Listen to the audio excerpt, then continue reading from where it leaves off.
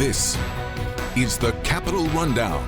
If you look at our entire administration, since we took office 5 years ago, we've paid down more than $18 billion of the state's debt. With your help, with your love, and your vote, we will win Michigan. This $42 billion is literally the biggest investment that's being made in any one sector in the entire infrastructure bill. It's all straight ahead.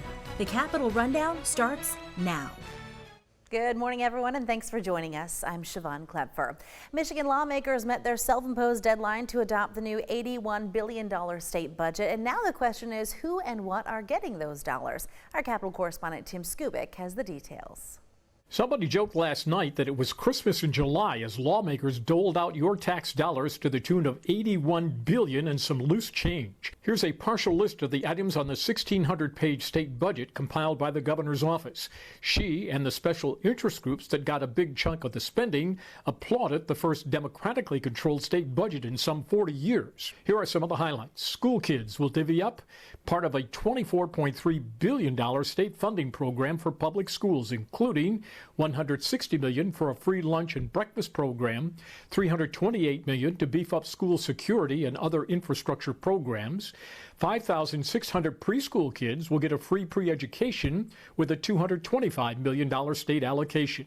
However, 50 House Republicans did not vote for the school aid package, including $9,700 for every school kid in the state. On another front, there's an increase in higher education of $112 million to beef up security on campuses, $3 million to implement gun violence protection programs, and the state will train, hopefully, 50 new state police officers, and buy $14 million worth of body cameras for prison correction officers.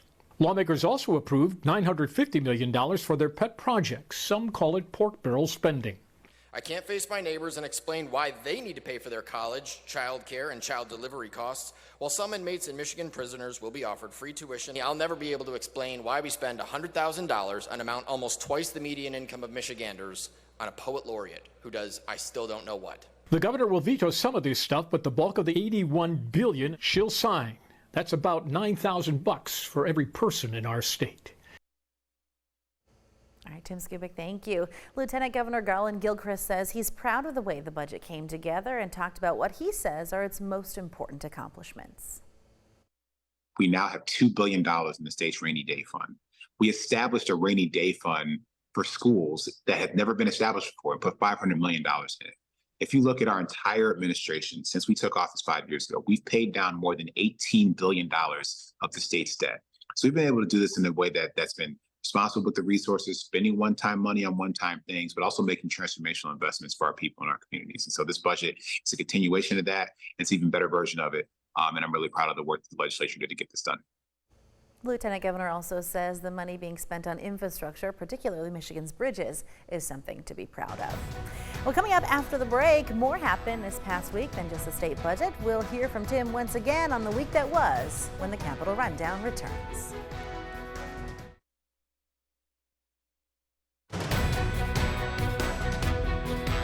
Welcome back. Curtis Hertel Jr. wants to take the congressional seat that Elissa Slotkin is leaving. Plus, as we just told you, the state legislature passed the budget and the governor has signed it. Were there any big surprises? The Rundown's Jorma Duran spoke with Capitol correspondent Tim Skubic to get Tim's take.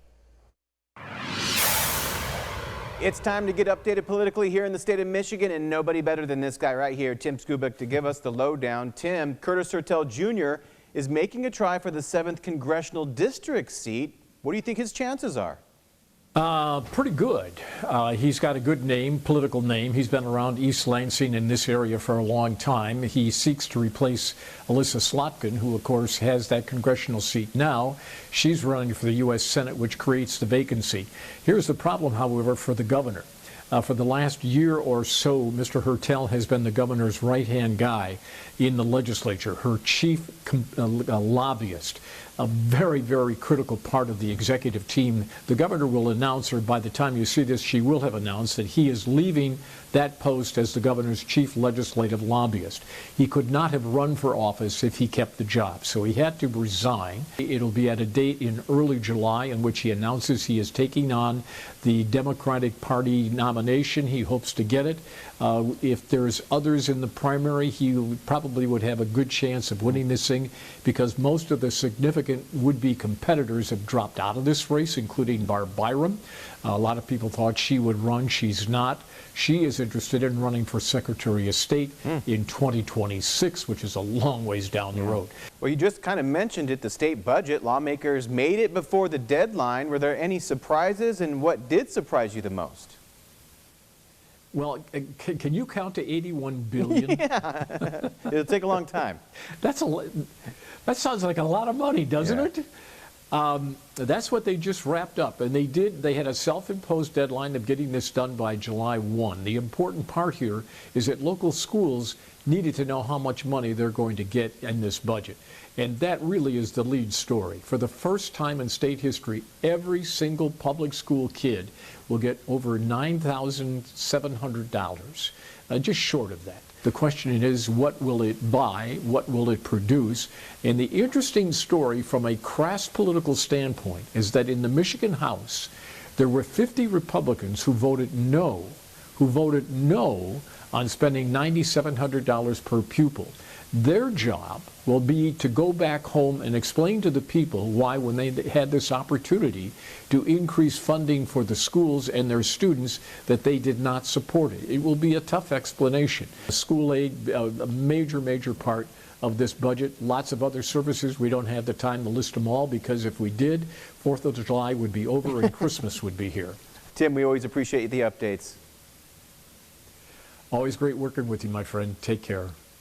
Tim Jorma, thank you. Coming up, President Joe Biden is pushing his big economic plan that supporters say will have big effects on Michigan. Well, that and much more coming up next. Welcome back. The White House hopes a focus on the economy will sway voters to stick with President Joe Biden as he seeks re-election. But will Bidenomics, as the White House is calling it, be enough to boost the president's poll numbers? Washington correspondent Trevor Shirley is here for you now with more.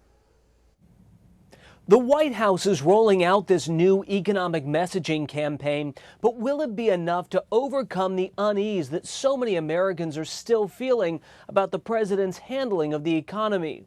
Bidenomics is about building an economy from the middle out and the bottom up, not the top down. When that happens, everybody does well.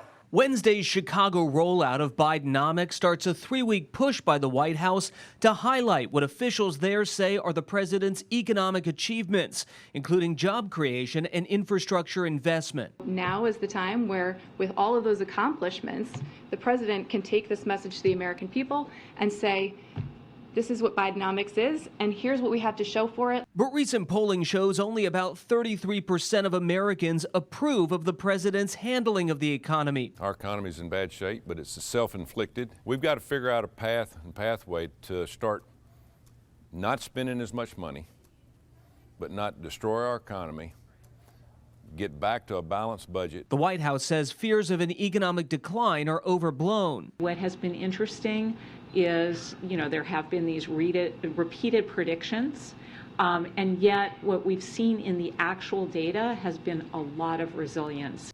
The White House plans for the vice president and other cabinet members to hit the road over the next few weeks, all to continue selling the president's economic agenda. Reporting in Washington, I'm Trevor Shirley. Michigan's Lieutenant Governor Garland Gilchrist says the president's economic plan is good for the state. The billions of dollars that have been invested in infrastructure for roads, bridges, transit, maritime systems, clean air, clean water. We've certainly seen that come down the pipe here in the state of Michigan. $1.5 billion just last week, which gives us a total of $2.4 billion invested in high-speed, high-quality internet access for all of the people of the state of Michigan. We've seen through the passage of the CHIPS and Science Act and signing into law from this president, the creation of new semiconductor industry. Well, moving on now, on June 25th, former President Donald Trump was in Michigan to speak at the Oakland County GOP Lincoln Day dinner. That was shortly after he was federally indicted, accused of mishandling classified documents. Mr. Trump lost Oakland County twice while running for president in 2016 and 2020, but the local Republican Party bestowed on him a Man of the Decade award. During his speech, the former president said Michigan's turn toward electric vehicle manufacturing, something Governor Gretchen Whitmer has been touting, will be a disaster for the state's auto industry. This was his first appearance this campaign season here in Michigan, a state he'll need to win back for the presidency. With your help, with your love, and your vote, we will win Michigan and we will make America great again. Following Mr. Trump's visit, Michigan Democratic Party Chair Lavora Barnes released a statement saying, in part, Trump's mega agenda the Michigan Republicans are trying and failing to carry out here is deeply out of touch with the values of Michiganders. And she went on to say Trump and his radical agenda have no place in our great state. Coming up next on The Rundown, a big investment into high-speed internet is coming to Michigan. We'll have that and more next. Stay with us. Billions of dollars will be spent on expanding broadband internet access across the country. And earlier this week, President Biden laid out the plan to do that. Our Washington correspondent Hannah Brandt is here for you with those details. The White House says right now more than 8 million people lack access to high-speed internet, but they hope to change that within the next decade. We're going to be able to connect every person in America to reliable, high-speed internet by 2030. The Biden administration is unveiling a plan to spend $42 billion on expanding broadband internet. It's the biggest investment in high-speed internet ever. The money comes from the bipartisan infrastructure law that Congress passed 2 years ago. Now the Department of Commerce is distributing the money among states and territories based on need. It is time to close the digital divide. States will have until the end of this year to submit proposals for the funding. Then companies will get grants to start building the infrastructure. We think we're going to create over 100,000 jobs just doing the work of connecting every American. Beyond that, Commerce Secretary Gina Raimondo says it'll benefit the whole economy. Now in this economy, every job is a digital job. And the Biden administration says everyone deserves access. In the 21st century in America, high-speed internet is not a luxury, it is a necessity. This effort is bipartisan, with both Democrats and Republicans applauding the funding now going to their states. In Washington, I'm Hannah Brandt. Senior advisor to President Biden, Mitch Landrieu, spoke with The Rundown about where Michigan fits into the plan to increase broadband access and how the millions of dollars coming into the state will be spent. This $42 billion is literally the biggest investment that's being made in any one sector in the entire infrastructure bill.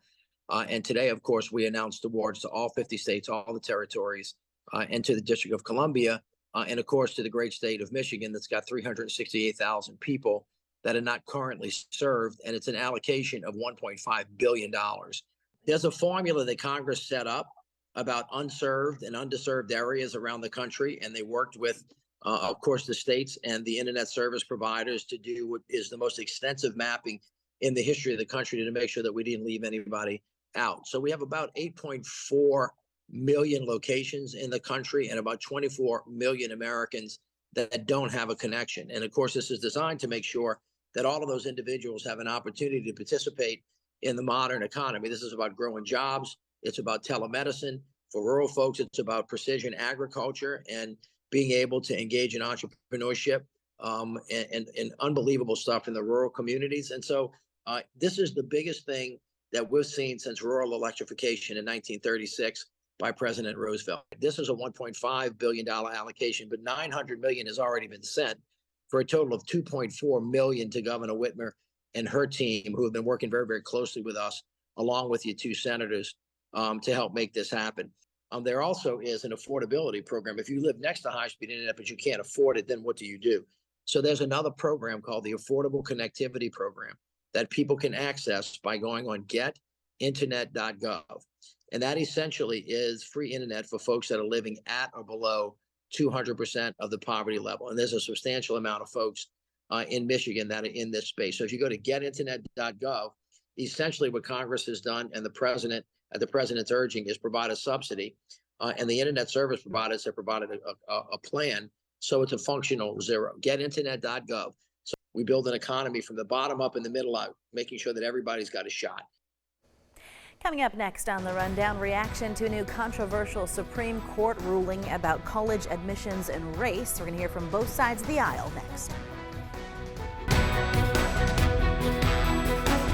Finally, today, the United States Supreme Court ruled on Thursday against Harvard and the University of North Carolina using race as a factor in college admissions. In the 6-3 decision, the majority justices ruled such policies violate the Equal Protection Clause of the 14th Amendment.